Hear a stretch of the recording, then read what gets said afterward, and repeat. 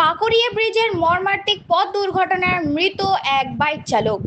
ডোমজুড়ের 16 নম্বর জাতীয় সড়কের পাকুড়িয়া ব্রিজের ওপর গভীর রাতে মর্মান্তিক পথ দুর্ঘটনায় মৃত্যু হলো এক বাইক চালকের।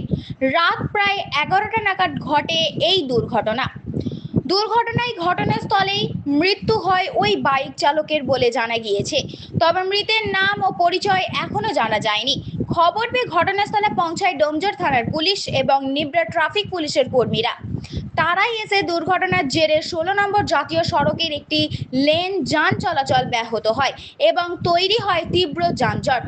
পুলিশ দুর্ঘটনার কারণ খতিয়ে দেখছে, পাশাপাশি মৃত বাইক চালকের পরিচয় জানার চেষ্টা চলছে। আপনারা দেখছেন H+ সিটি নিউজ।